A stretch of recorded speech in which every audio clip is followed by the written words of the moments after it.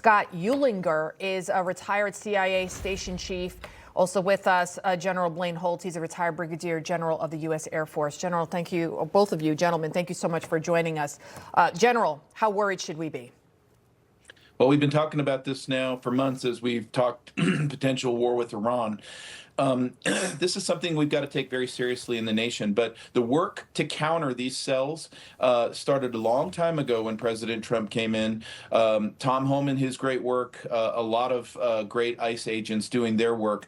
But we're still vulnerable here to some sort of activation. We are already seeing incidents across the nation, whether it's ISIS-inspired things, and we just absolutely have to take care of one another. You better know who your first responders in your county are right now. Foreign wars no longer stay foreign.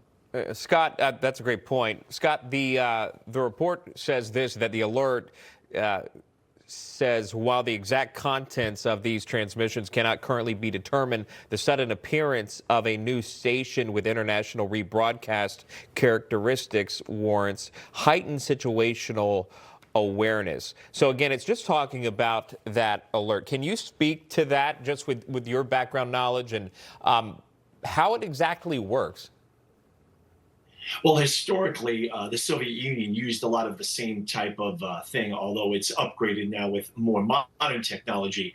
Number stations used to transmit seemingly random transmissions, but there are sleeper cells agents within that country who are monitoring that at certain times of the day.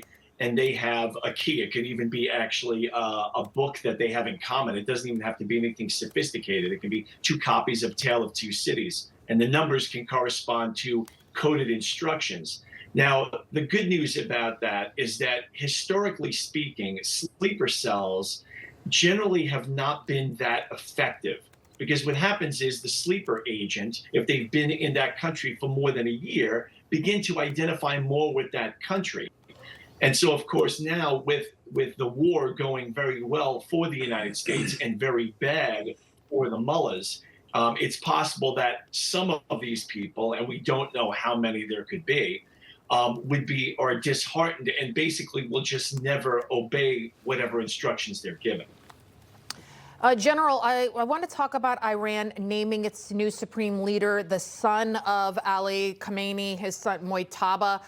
What does that tell you about this regime, that they have the audacity to name a new leader, say it's a son, they're not backing down, they continue to double down on threats, calling for Trump's blood?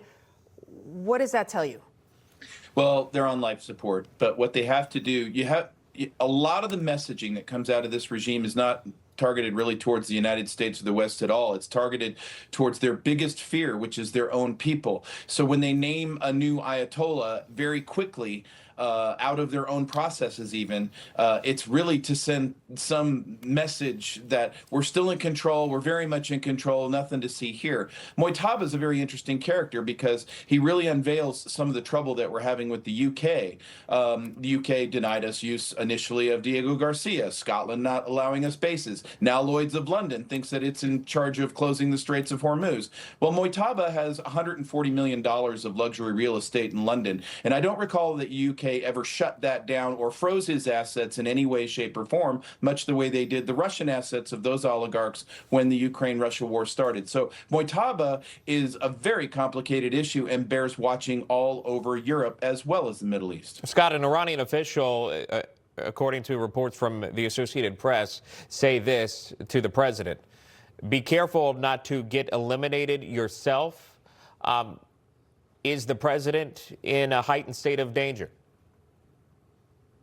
I think that is certainly true, and certainly everything that the general says is absolutely correct about Mojtaba, for certain. And there is certainly a heightened sense of security around President Trump right now, because as we've already seen, there have been 2 prior cases. One, I think, went through the courts of a Pakistani national who was tasked by the Iranians to find someone to kill President Trump. So there have been 2 known attempts by Iran to attract individuals to assassinate President Trump. So that danger is real and must be taken seriously.